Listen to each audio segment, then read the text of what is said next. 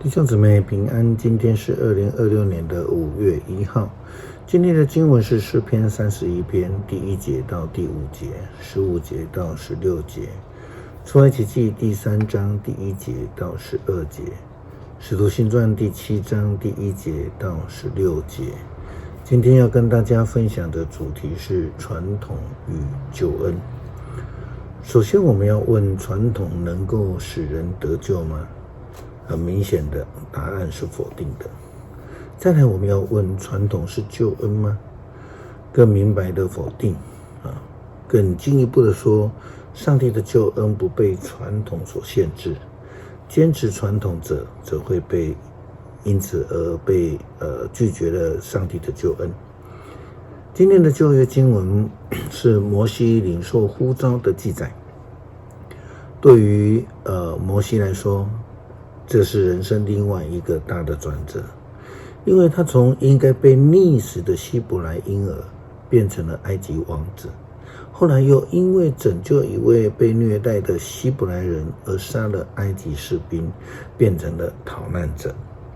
到了米甸的旷野，又成了牧羊人，更随着他的岳父学习敬拜上帝。如今他又要领受呼召，成为希伯来人的领袖，带领以色列人对抗埃及，从奴隶的身份变成自由之身。传统不是摩西人生的写照，但是摩西本身却成了以色列人所坚持的传统。出埃及记第3章第1节到12节，有一天，摩西为他的岳父米甸的祭司叶特罗放羊，他领了一群羊横跨沙漠，到了上帝的山何烈山。在那里，上帝的天使像火焰在荆棘中向摩西显现。摩西看见荆棘着火，却没有烧毁。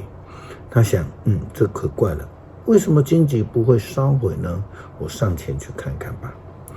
上主看见摩西走近，就从荆棘中呼叫他：摩西，摩西。摩西回答：是，我在这里。上帝说：不要再走近，脱掉你的鞋子，因为你所站的地方是圣地。我是你祖宗的上帝，是亚伯拉罕、以撒、雅各的上帝。摩西遮着脸，不敢看上帝。上主说：我已经看见我子民在埃及所受虐待，我已经听见他们渴望挣脱奴隶的哀嚎。我知道他们的痛苦，所以下来要从埃及人的手中把他们拯救出来，领他们到肥沃宽广流奶与蜜的地方。那里是迦南人、赫人、亚摩利人、比利洗人、西魏人和耶布斯人居住的地方。我的确听见了我子民的哀嚎，也看见了埃及人怎么样压迫他们。现在我差你到埃及王那里去，你去把我的子民以色列从埃及领出来。可惜摩西对上帝说：我算什么？我怎么能够到埃及王那里去，把以色列人领出来呢？上帝回答：我要与你同在。你领以色列人出埃及之后，他们要在这山上来敬拜我，这个就是我差遣你的凭证。司提反被抓、被陷害、被控告的因由是有人诬陷司提反，他传耶稣是基督，永生上帝的儿子。他们又说耶稣基督传的是反对摩西传统的事。当大祭司审问司提反的时候，司提反却从亚伯拉罕、以色列的祖先得救恩的事开始说起。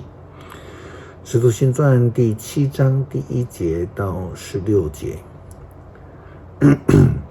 大祭司问司提反：果真有这样的事吗？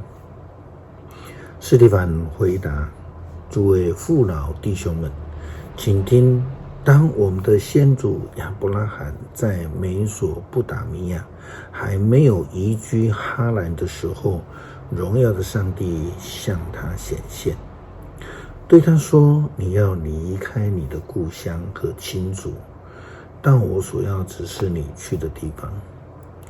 于是亚伯拉罕离开了加勒底的地方，居住在哈兰。他父亲死了之后，上帝把他迁移到本地来，就是你们现在所住的地方。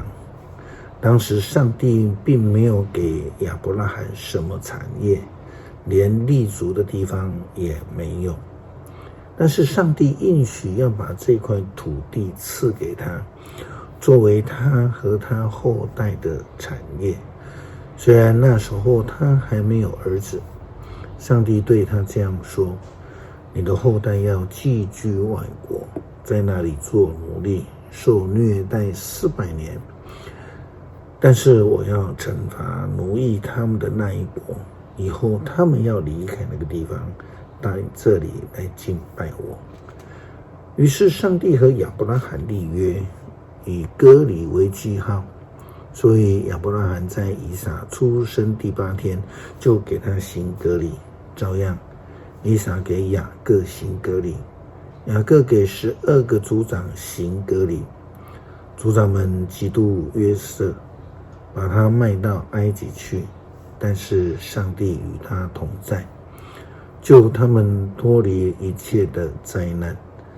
当他站在埃及王面前的时候，上帝赐给他风度和智慧。埃及王立他为国家的首相和王室的总管。不久，埃及和迦南全境有严重的饥荒，造成很大的灾害。我们的祖先绝了粮。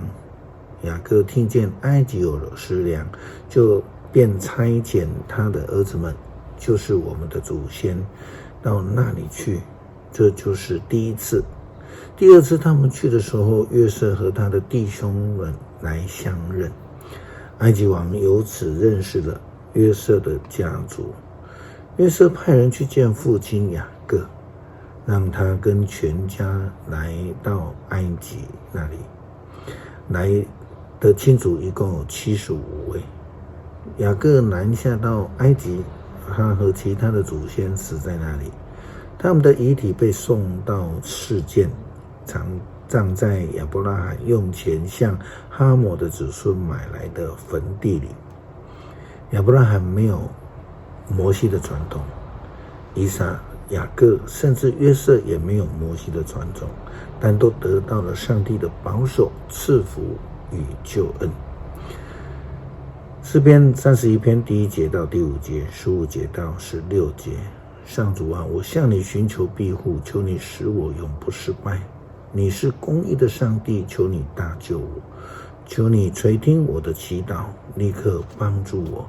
求你做我避难所来保护我，做我堡垒来拯救我。你是我的避难所，我的堡垒，求你照你的应许领导我。求你使我得以逃脱陷害我的罗网，因为你是我的避难所。我把自己的灵魂交在你的手里，上主信实的上帝，你会拯救我。我永远在你的看顾中，求你救我脱离仇敌和迫害我的人。求你用慈爱待你的仆人，你有不变的爱，求你救我。恳求上帝帮助我们在生活中，在教会里面能够摆脱传统的束缚，追求耶稣基督的福音，得到真正的救恩。祷告奉主耶稣基督圣名求，阿们。